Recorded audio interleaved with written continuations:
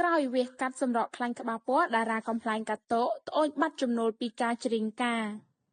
ក្នុងមួយឆ្នាំតារាកំប្លែងអ្នកនាងសុកច័ន្ទធីតាហៅកាតូអាចរកប្រាក់ចំណូលបានច្រើនគូសំពីអាជីពចម្រៀងការដោយឡែកថ្មីនេះនាងបានត្អូញត្អែថា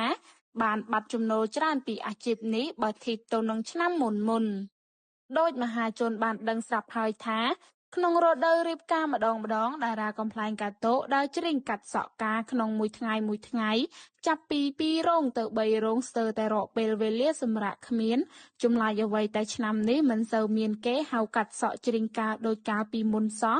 ជួបតែជាមួយតារាកំប្លែងអ្នកនាងកាតូកាលពីពេលថ្មីនេះនាងបានបញ្ជាក់ប្រាប់ថាការងារចម្រៀងការឥឡូវស្ងាត់ណាស់ប្រហែលជាវិបត្តិសេដ្ឋកិច្ចធ្វើឲ្យគ្រប់គ្នាមិនហ៊ានរៀបការហើយមើលទៅ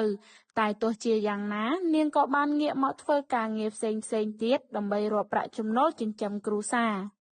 ខណៈពេលដែលការងារមិនសូវមមាញឹកដូចមុនតារាកំប្លែងអ្នកនាងកាតូបានទៅហាងកែសម្ផស្សមួយកន្លែងវាកាត់សម្រក់ខ្លាញ់ក្បាលពណ៌ដើម្បីបានរាងស្អាតផ្គាប់ចិត្តស្វាមី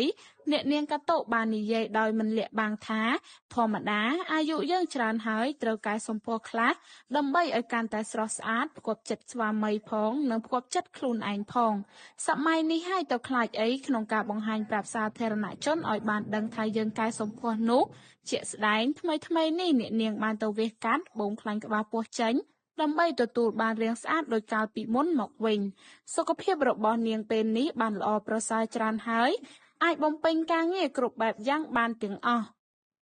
ស្ថិតក្នុងវ័យ46ឆ្នាំតារាកំប្លែងកាតូកំពុងបណ្ដុះបណ្ដាលកូនស្រីឲ្យដើរតាមកន្លងរបស់ខ្លួនពីព្រោះនាងមានដុងខាងសិល្បៈដូចជាម្ដាយផងដែរតែទោះជាយ៉ាងណាអ្នកនាងកាតូចង់ឲ្យកូនស្រីរៀនសូត្រឲ្យបានជ្រៅជ្រះជាងមុនសិន